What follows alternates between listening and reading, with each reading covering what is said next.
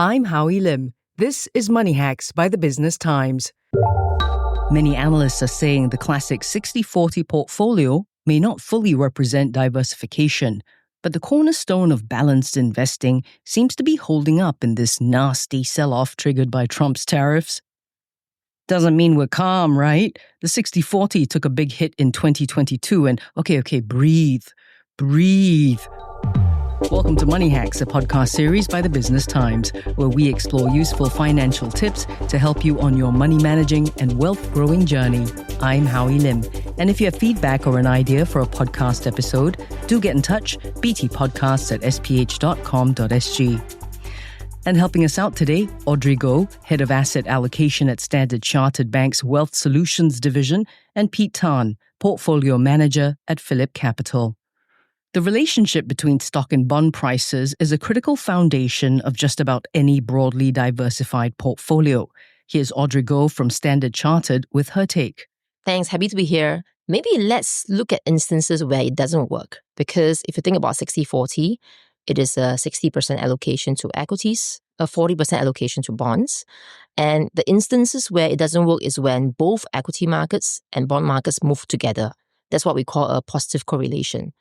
And if you look at the last 150 years of, say, histories in the US, the episodes where they don't work is in 1931, 1941, 1969, and of course, the most recent episode was in 2022, just about 3 years back. And those episodes, with the exception of 1931, were actually marked by a combination of high and rising inflation, as well as weakening growth. When inflation is high and rising, central banks will be wanting to tame inflation lower by hiking interest rates. And at the same time, when you do that, they probably hit economic growth as well because economic activities will slow down. So equity market will decline and so will bonds. So those are the instances where the 60-40 may not be such a great combination together. And if we bring it to today, what we are seeing is since 2023, the 60-40 has started to work better, because inflation is probably less of a concern for central bank right now. And also we are on a much more resilient, I would say, growth footing, which also supports the equity markets. I think in the last 2 years where the correlation between bonds and equities were together, that kind of, make the 60-40 portfolio go into doubt, like, is it still relevant?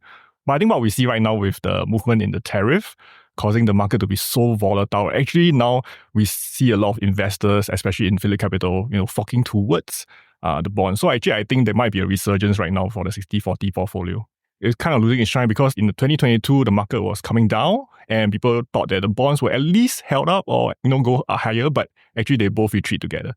I think overall, the 60-40 portfolio is kind of like trying to find somewhere in the middle. It really depends on which life stage you're at, right? So if you're a young investor, you have a lot of time, your time horizon is much longer.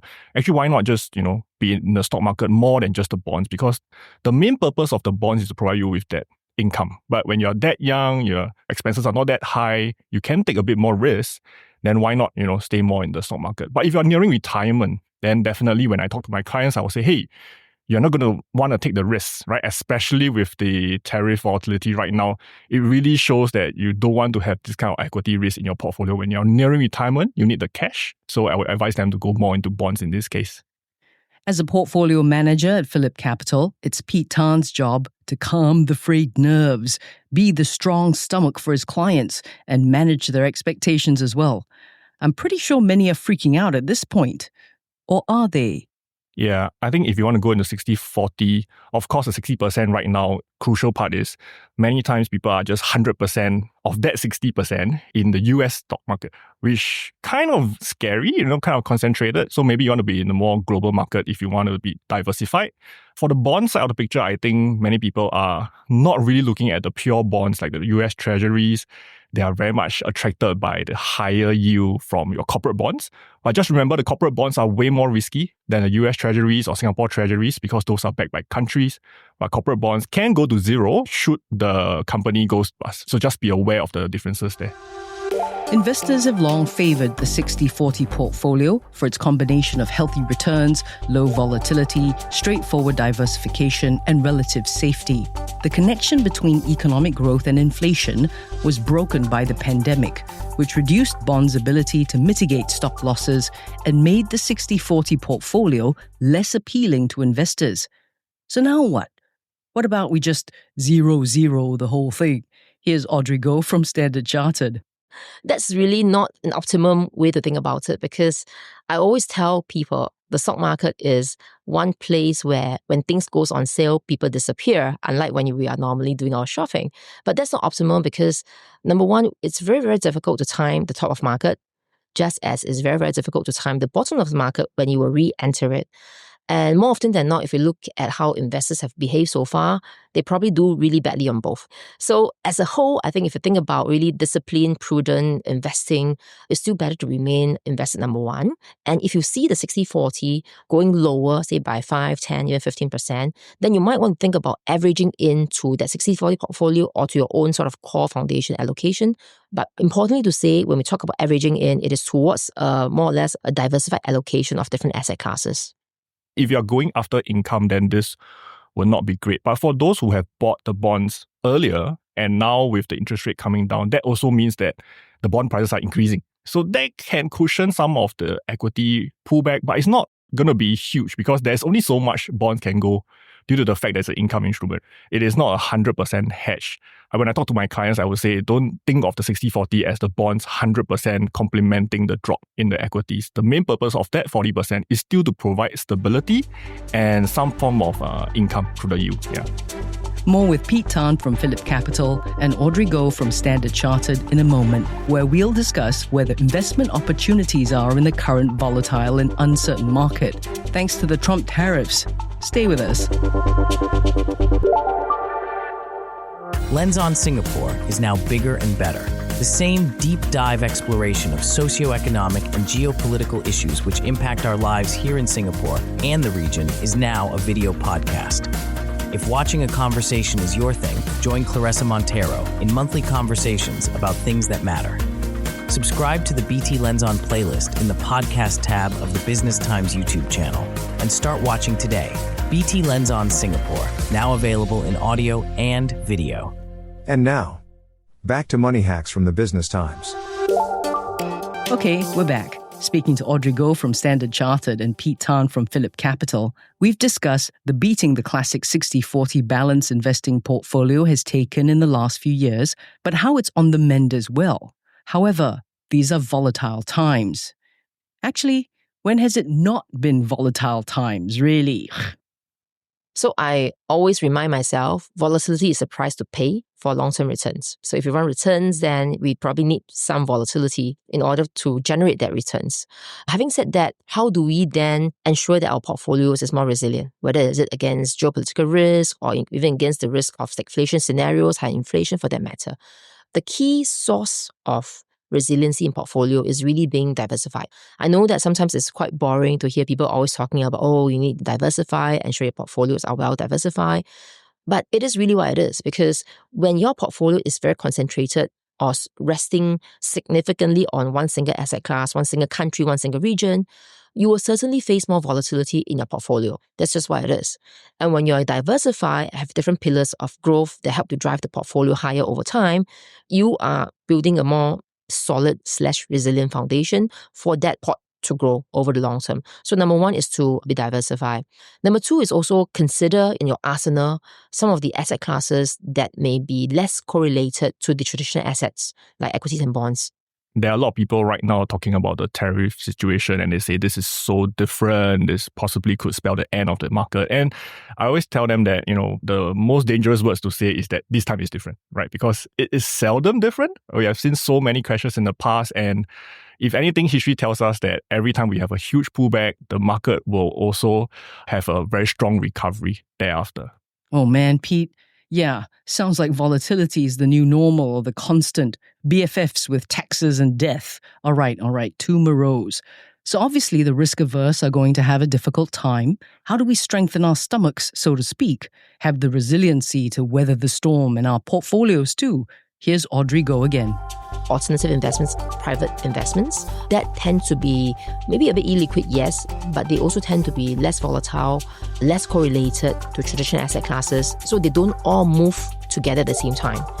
And you want that in your portfolio because, say for example, when equity market is going down, you hope that your bond portfolio go down less, or if not, hopefully it goes up, like what we have seen most recently, risk-off environment in equity market. So really thinking about having more sort of asset class in your arsenal for you to deploy within your portfolio. So that could be in private markets, given hedge fund strategies, if one have access to it as well. And of course, some people also talk about, say, digital assets as one means of inclusion in the portfolio. But again, with digital assets, it is very volatile. So my rule of thumb is if there's any assets that's very volatile, the allocation to it should be very small.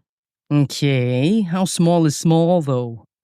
Yeah, definitely, less than like 1, 2, 3%, that sort of level. So really small because the volatility of digital assets are more than 2, 3 times that of traditional equities. So if you think about that, it should be small, but if it does really do well, it will still have a sizable impact. For myself, I'm mainly into equities for my clients. So we look at US equities. I also share with them a lot about the Japan equities. But the main thing is be comfortable with what you're investing. So for me, I'm focusing on individual companies, looking out for good management, those that are profitable, and ultimately, do they have a sound business model that is not going to be disrupted? Like generally, I avoid companies that are very subjected to governmental risks, like policy changes and stuff like that. For example, I generally avoid oil and gas businesses or what they call the vice businesses, right? Tend to avoid that because you never know when it's going to change. But there are some industries that are evergreen, right? For example, Walmart, Costco, groceries, consumer, you need to go to these stores regardless whether it's a recession or is it a good time, right? So these are very strong businesses and they have shown to ride through the crisis very well. So they might experience, in fact, they are right now experiencing the pullback as well. But to me, these are great times to accumulate. Yes, the tariff is going to cause inflation, but guess what? You have to eat, right? So you have to go back to these stores. You have to pay much higher. It's just about whether, as an investor, you have the gut, or we call it like the strong emotion, right, to tide through this period. Yeah. My stomach's churning. This is not good for my stress levels. I think one important thing is right now the rising popularity of ETF, right? So I think that should give many people that safety in knowing that I'm investing in the broader market. I'm not just investing in individual companies. So I hope that helps. And you can just buy into the company when the market is lower, or you can approach professional myself where we manage the funds for you. So we take the emotions out of your hand, because a lot of times when clients come to me and say, oh, Pete, the last time when the crisis happened, I just logged into the brokerage and I just click the sell button, right? So in a sense, I always say I'm taking away the sell button from you as I manage your fund so that you wouldn't get emotional when the market is coming down. And it's actually happening right now. Takeaway order Money Hacks 215 is ready. There's nothing permanent except change. Diversification still holds merit for investors. A diversified portfolio can help investors navigate uncertain times and prepare for a wide range of potential outcomes. Holding a broad set of assets is a sound approach, given that the future is rarely predictable.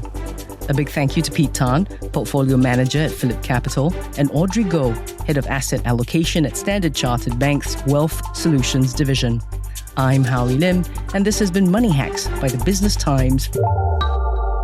This is a podcast by the Business Times. Find more BT podcasts at businesstimes.com.sg/podcasts or wherever you get your podcasts. This podcast is meant to provide general information only. SPH Media accepts no liability for loss arising from any reliance on the podcast or use of third parties' products and services. Please consult professional advisors for independent advice.